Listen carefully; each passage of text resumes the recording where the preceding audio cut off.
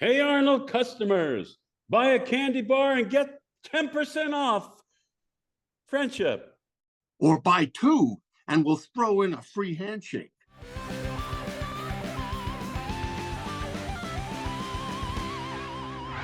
Hey, it's David Levin. Welcome to Pop Goes the Culture. And we've got something very different today and very fun.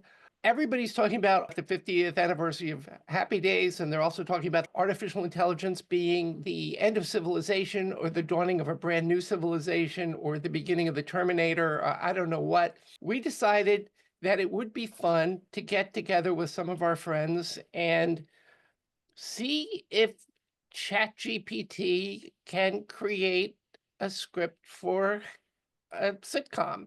Now, a couple of years ago, Alan Alda and Mike Farrell got together and had ChatGPT write an episode or short scene from MASH, and they read it, and it was pretty bad.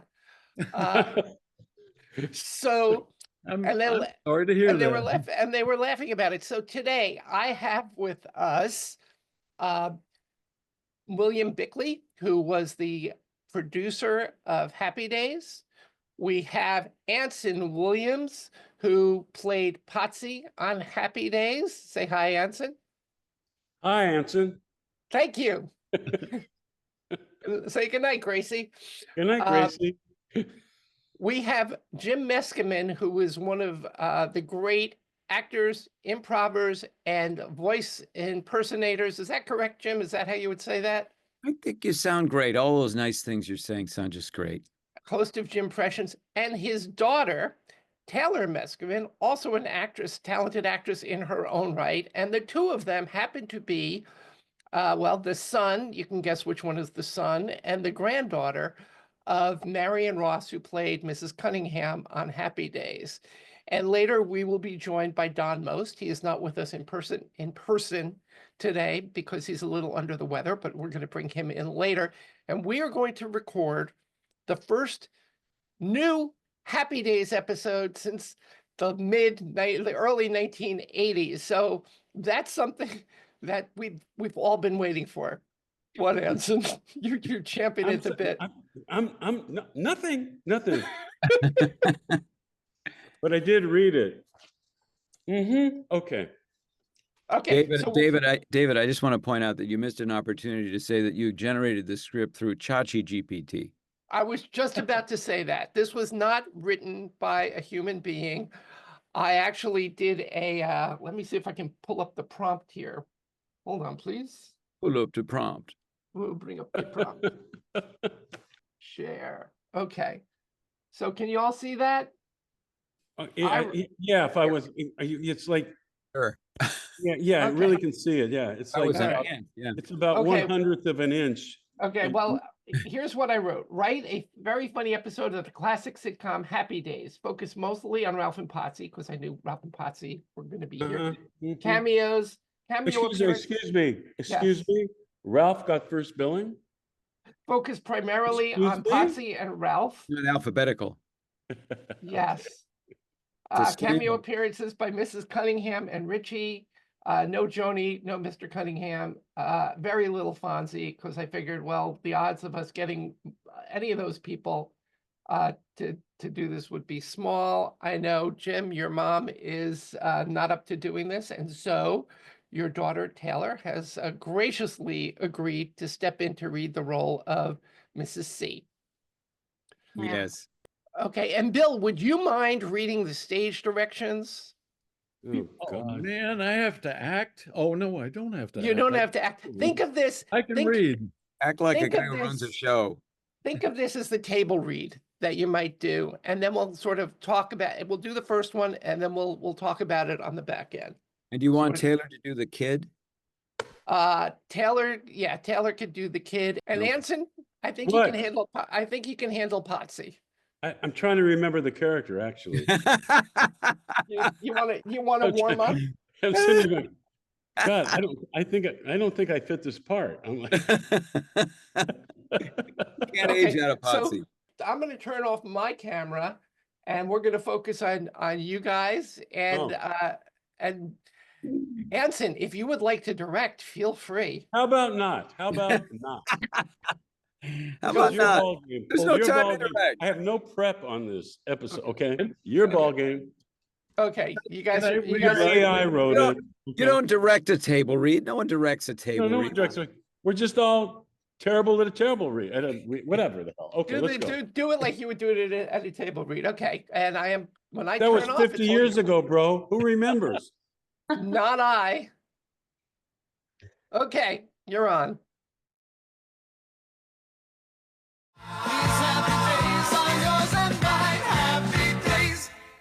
This is Ralph and Potsie's Big Plan, or How They Lost $20 in 10 Minutes. Scene 1, Arnold's Drive-In, late afternoon. Ralph and Potsie are at their usual booth, sipping milkshakes and brainstorming. Richie walks up, overhearing their conversation. Hey, Ralph, I'm telling you, this is our chance to make a fortune. We start our own business, get rich, and buy whatever it is rich people buy. Yeah, but what kind of business are we starting? This is the genius part, Ralph. We buy candy bars in bulk, sell them to the kids at school. You two, business? You couldn't even sell ice cream in July. Get out of here, Richie. You're just jealous of our entrepreneurial spirit. Richie shakes his head, smirking, as he walks off. Hey, psst, besides, I already borrowed $20 from my mom. All we need is a supplier. A supplier? Sounds like the candy mafia. They share a conspiratorial look. Scene 2, Cunningham kitchen later. Ralph and Potsie visit Mrs. Cunningham, who's baking cookies in the kitchen. Ralph is there because he heard Mrs. C makes connections. Potsy, what brings you boys by? Mrs. C, we need candy. Lots of it. Cheap. I see. And what are two fine young men like you doing with all that candy? We're starting a business. Candy bars in bulk, sold at markup, just like the big leagues. You boys really do have some interesting ideas. Tell you what, I'll help you get started. Here's a dozen to start you off, but if you make any profit, you come back here and do some yard work for me. Agreed? Agreed. Mrs. C, you're a real candy angel. Mrs. Cunningham chuckles and sends them off with a wave. And now Arnold coming up Drive-In. is Pat Morita, right? It's not Al, it's Arnold. Right. It's Okay. Arnold. All Hard right. to know. I think I remember what he sounded like. Scene 3, Oh, Arnold's I got that Drive-In. The next day, Ralph and Potsie set up their candy stall outside Arnold's. They have a hand-painted sign, Ralph and Potsie's Discount Delights. They're trying to act like seasoned salesmen. Hey, Arnold customers, buy a candy bar and get 10% off. Friendship. Or buy two, and we'll throw in a free handshake. The only customer so far is Richie, who stands with his arms folded, looking skeptical. You two look like you're trying to sell candy out of the back of a truck. This is a sophisticated business. Rich, we're practically moguls. Hey, Ralph. Here comes Arnold. You think he'll be mad that we're selling on his turf? Arnold approaches, eyeing their setup with a mix of confusion and amusement. Boys, what is this? Oh, well, Arnold, we thought if we sell candy right outside, maybe it'll bring in more business for you. We're practically partners.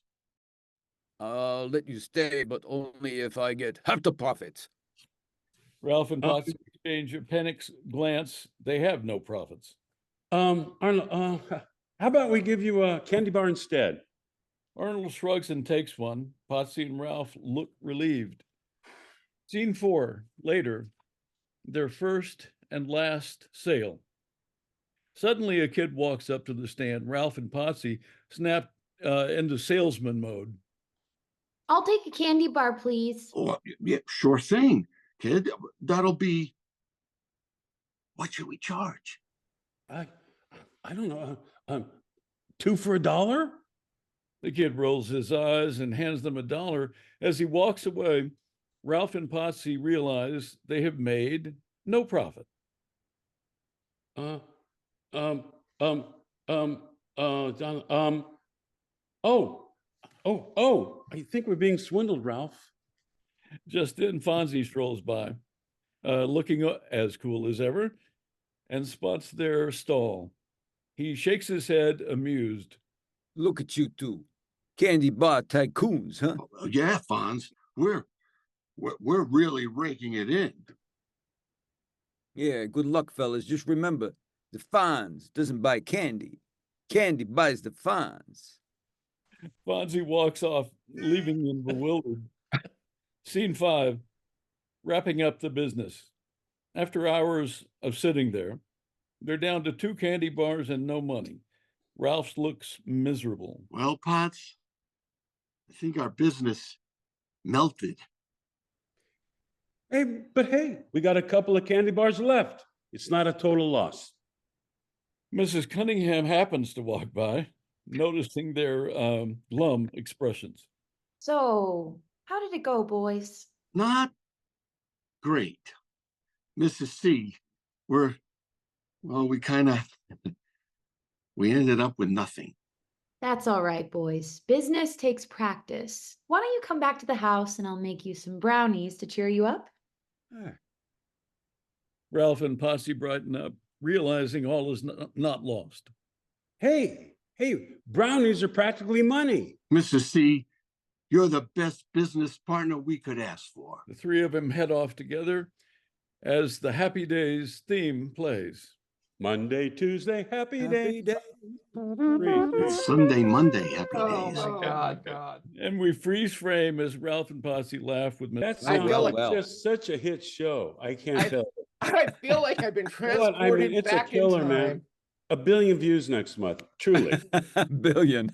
truly. So Bill, do living human being writers have anything to lose sleep over at this point? Well, it depends on which season of Happy Days you're talking about, but there were some good ones and bad ones. It's like any 11-year series. No, I don't think most writers have anything to worry about in this regard. Do you want me to actually say what I think? Oh, That's the no, idea. No, Yeah, no. you know what I found interesting was, I don't know what years they fed it, but I thought they missed some of the good years. It reads like a very young writer who sends me a script, or an older writer who's never watched television sends me a script, and it's nice. They filled up the pages, but No misspellings. it was just lacking character and logic. That's all. That's kind of like a Gary Marshall thing, I think. It's nice. You filled up the Nice. page. With Yeah, all Fill white, up the but now page. it's got It's marks not on it. funny, but it filled up the page. Yeah. Not Take funny, note. but now I remember Gary Marshall gave me notes on the first half hour I wrote way back in 1970, and there was all this talk at the studio because they hadn't rewritten my script. It was going into production as I wrote it, which I didn't know was rare. And Gary took me aside, and I had never met Gary until that day. And he said, "Your script is nice. It's not great." And proceeded to teach me for the rest of my life. So it looks like a young person dashed off a script and sent it, and you don't want to discourage them. Is there a springboard for an episode here, or is this completely without merit? Well, The truth. nice typing. It's The font is amazing. I say it misses character. It's like what Anson and Donny, and of course Ron and Henry and everybody in the cast, Marion and Tom, they actually brought good acting to the show, and by that I mean they really had specific characters from day one. And those characters were delineated even in the beginning, which is very difficult in the beginning of a series. Nobody quite knows what it is. And that's what, for me, made the show work, both in the one camera years, which I did, and then later in the 3-camera audience show years. They always hit their character, and they also managed to let their character grow through a very long series run. And quite often, well, they always made a script a little better. Hearing Anson, and actually I heard Donny and Henry and I've heard all these people, it actually made it a little better, but it still is like a kid's first try at writing. Yeah. Anson, what were your thoughts? It sucked. That's what my, You know what's nice about something like this sucking is that you can say it sucked and you're not hurting anybody's I feelings. just no. I just realized that I'm not hurting anybody's feelings. I'm not hurting anybody's You're feelings. protected, AI, but I maybe we're not getting the most sophisticated version of AI. You know, they That's only right now. take what's been out there and they put it together. What's scary is I don't know really what we're seeing might not be is piecemeal. There might be a lot more coming that's more like Hal, you know, where all of a sudden we don't have control. I don't know. What I don't like about AI, everybody, AI. I put it, Bill, I just put in a thing.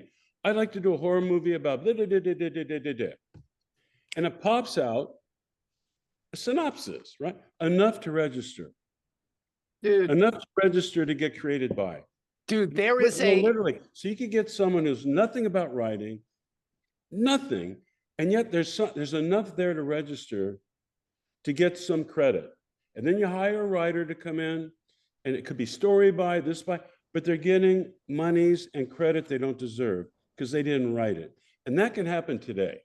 It's already happening. There's a program and called that LTX. is very upsetting because you know what the AI is doing? They're taking, like Bill Bickley's, they're taking all these geniuses, all these, and someone's taking advantage of it. And they put in one line, I'd like a and register it where the writers go. Done. I think they're taking away a missing link is human imagination. Yes. The best I would think it can do is an imitation of what's come before. Well, it's actually a plagiarism because it's human imagination that actually breaks through. Yeah. And so it's like, I think studio executives will think the scripts are wonderful. Get rid of the actors, get rid of the writers, keep all the money. What could be better than that? The script's perfect. So that's always been the case. Jim made a very good point. He called it plagiarism. Jim, you want to elaborate on that? Yeah, I mean, they're scrubbing other banks of created work. So it's not, like you say, Bill, it's not created, or it was created by other people, other living people, but then it is banked somewhere and scrubbed to create this content. So what you get is, you know, stuff that other people have done in different combinations. It's kind of a collage, but not with any kind of, it's so on the nose, you know, like this script is just so, wow, Ralph and Potsie, they're friends and they decide to sell what? Candy bars. Oh, okay.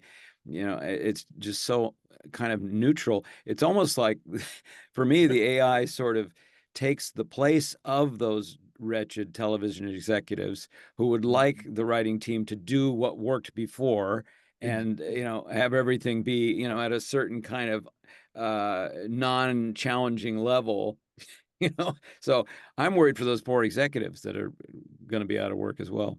Oh, I'm not worried about the executives at all. Also remember, you know, the better animated shows, they're still actors. Yep. because they're actors doing the voices. Yep. So you still have the creative input of the actor. Robin Williams doing an animation character is very different than just some recorded AI voice doing it. There is a human element that I think, I think we humans still have a purpose in the world. Yeah, we have to write the prompts. Yeah, and so lazy writers will love this. Taylor, you are representing the future because we're all old. Well, not Jim. He's eternally young. But Taylor, what do you think of all this as you're watching AI happening, and what's happening in your field and in Hollywood in general? I think it's really interesting, and I think inevitably we have to move forward with technology because it's not stopping. But the worry that I have is on an imagination point where, to me, that's like this is such a value of people, is their ability to imaginate and what they come up with, and that's like a muscle. So if we start relying on something else, it's just going to be harder to come up with our own ideas. And this world only moves forward off of new ideas, which do not come from the past data being gathered and formulated into something. Now it's like unique new ideas is what will keep our society progressing forward, I think. And that comes from individuals, Right. not from machines. So I think as long as we make sure to keep that, which I feel like I've talked to so many friends and artists who feel that same way, who are never going to stop creating, but just don't take that crutch too deeply, I think. Right. Don't let your imagination atrophy. Yes, exactly. Right. I kind of look at it as a tool, like anything else. I used to say to people, owning a word processor doesn't turn you into a writer, and owning an Avid or Final Cut or Premiere doesn't make you an editor. Years ago, one of the big things that I made my living from, a percentage of my income came from somebody would call and say, David, we need a montage of this, and I would do it. And it was, it was very simple. And then Apple decided, hey, if you take some music and throw some photos, we'll make a montage for you. And suddenly an entire percentage of my work went away. But the montages were not very creative. They weren't, I used to put a lot of thought into what shot went with what lyrics or what was going on or the timing. Now it's just, it dissolves. It's a very similar thing. I have to imagine that in the 1600s, scribes were up in arms because the printing press was going to take work away from them.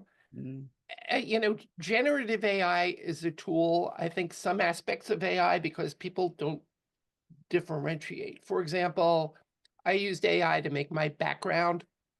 I couldn't have done this a couple of years ago or even a couple of months ago. And it's, but I put a lot of work into it. I didn't just say, okay, create this background. If I need to clean up audio, the stuff that used to take me a week to do now takes an hour because the AI recognizes that, okay, these sounds do not belong in here. I want just a voice and I want it to sound pristine and I want it to sound like it's next to the microphone, as opposed to there's wind noise and car noise, and the AI can remove some of that stuff. But that's different than generative AI, which we're asking the computer to make creative decisions. Right. It's not just spell check. It's write this for me. And I'm very heartened to hear what Taylor's viewpoint of it, because our brains are astounding computers. So in a sense, we've all done what AI is trying to do. We fed ourselves on television and movies and Shakespeare and playwrights, great and not so great. And so we've gathered all this. That's what fed our imagination. And then the element of imagination pools all that, the good, the bad, and hopefully we've retained enough good so that we understand, and also we're learning human nature, and we're observing what's around us and how people behave, how we behave. And all of that is writing and acting and directing and all the creative vices, we might call them. And Bill, also, it's also observing. Bill, did Gary Marshall ever tell you he'd take buses to Palm Springs and back? And he'd find these characters on the bus. And he goes, he found all the nuances of that was original, that you can't make up, because we're individuals and everyone has different quirks, and you can't make this up. It's original. And I don't think AI can do that. I don't think it has that spontaneous magic of, someone's gonna love this. I don't know, I just feel it. No empathy. A lot of feeling with AI. Yeah. It's mechanical, it's analytical, but it's not emotional. It doesn't have that it factor of originality. Artificial empathy. Yes. Yeah, I'm not sure you can imitate the things that a human being brings to it. After all, what our world is a human world that we experience. That was profound. It was. It is. Well, you're a profound human being. No, that would have gotten a laugh. I was just wrapped up in it. I felt you. My empathy was through the roof at that moment. But it is true. It is feelings. And comedy comes out of pain and Bill's brilliant. And look at the shows. You can't make it comes out of feelings and instincts. Yes, that's where comedy comes from. Yes. And all drama.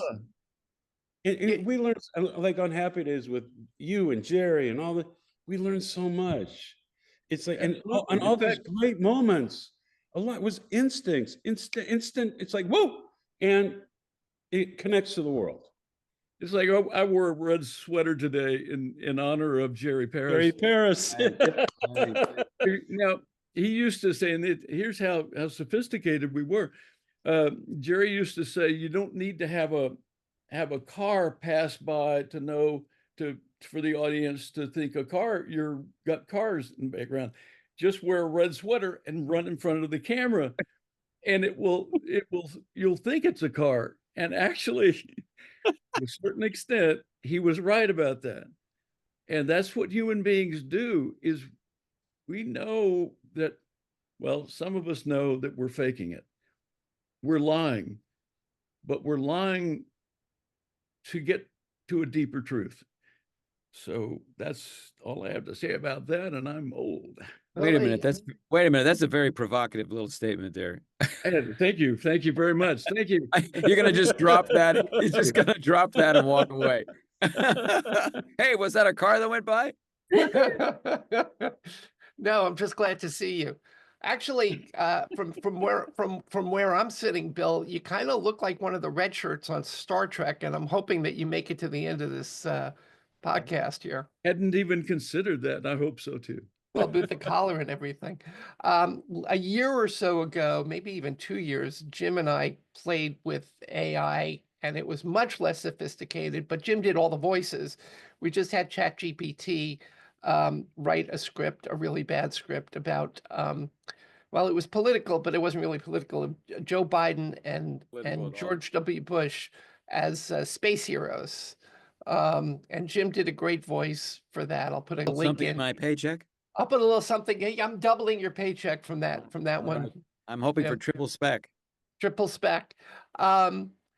it's really quite astonishing what the changes have been since then. One of the things that I am going to do when we are all done with this, and I can sort of edit it together with the just that piece that we read and Don is around, I'm actually going to try to use AI to create that episode using artificial intelligence to see what that looks like, to take your voices and turn it into a quote unquote artificially intelligence Happy Days script. So we'll You mean like literally show the characters? Oh yeah. Like literally take your 50 years voices ago. as Boom. you were 50 years ago. That's Well, scary. make sure you goose up that laugh track. That's gonna Yeah, be really. Goose up the laugh track. Get out a few wrinkles. Oh, good. We can do a little Photoshop. You will have Beautiful. I don't need Photoshop, Anson. I will literally superimpose what you did onto the 1974-75 Anson Williams as Potsie. Okay, great. Kind of like Residuals. Any residuals come with that? For the 4 Residual minutes? respect. Yeah, well, let's put it this way. If I make as much money on that as I made on some of my others, I'm taking you all out for a pizza. Everybody gets a slice. Excuse me. That's heavy, man. That's profitable. That is, you can't listen. Nobody says that I don't do great craft service. And a nice bagel for you. Oh, okay. Now you're talking. Now you're talking. No lock, but no locks. No locks. Okay, yeah. I hear you. Afford it. You can't afford it. Before we go, just going through with each of you, what are you all working on? What's next for you guys?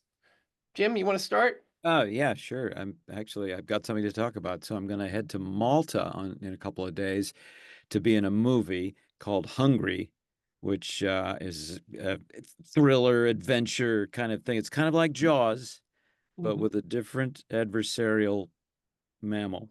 Cool. Leave it at that. Different adversary.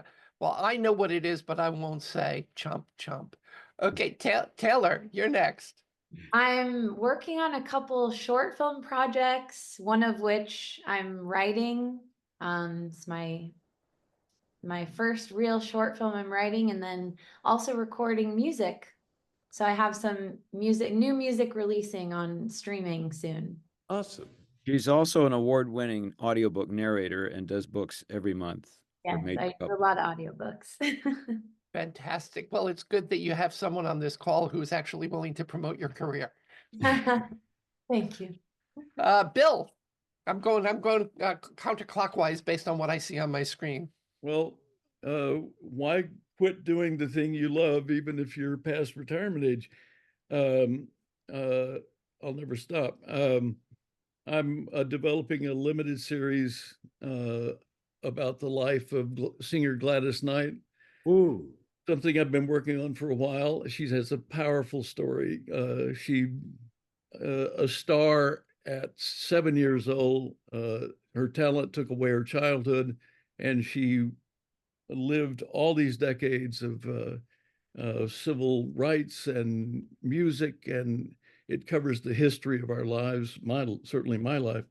So I fell in love with her, and she asked me to do this. So we're developing her life story. Fantastic. And Anson, what do you, I know you're up to a bunch of stuff. What can you talk about? Oh gosh. You know me entrepreneurially, and you and I are working on something that's going, total app and it kind of separating from the networks, called America's Funniest Joke. I won't get into that. It's a whole entrepreneurial venture.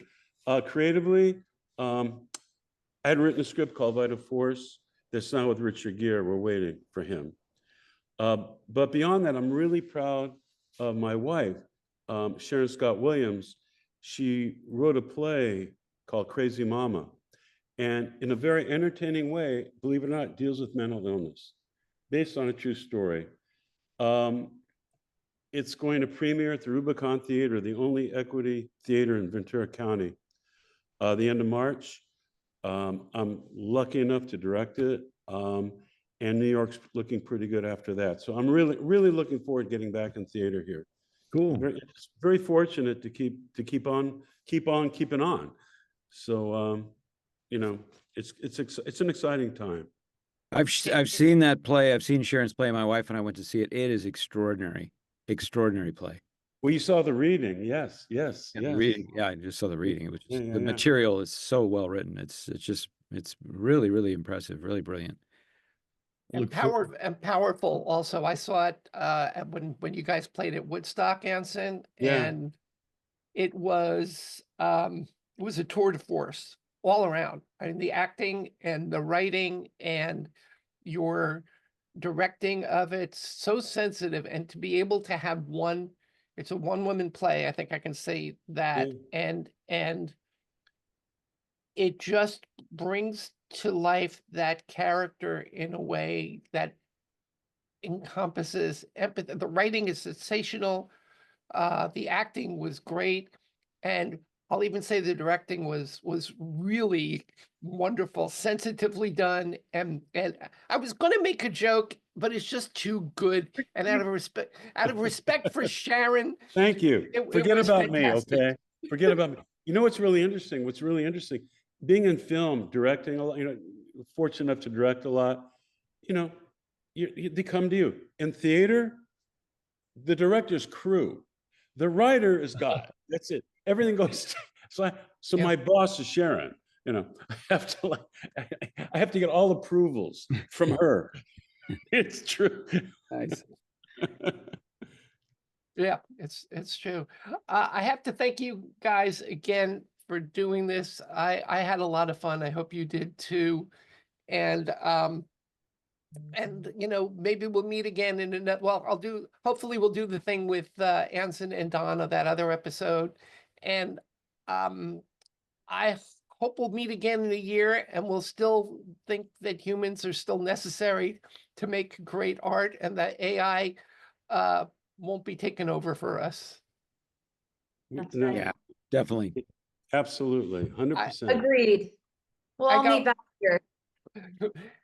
Taylor, I would bring you back anytime. I could definitely see your grandmother in your performance. It was beautifully rendered. She'd be very proud of you.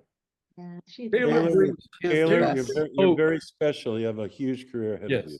Thank you guys so much. It's an honor to do this with you guys. Be part of the Happy Days family. Thank you guys All right. again. Thanks, David. Thank you. Bye, everybody. Bye, Bill. Bye, guys. Have a great day.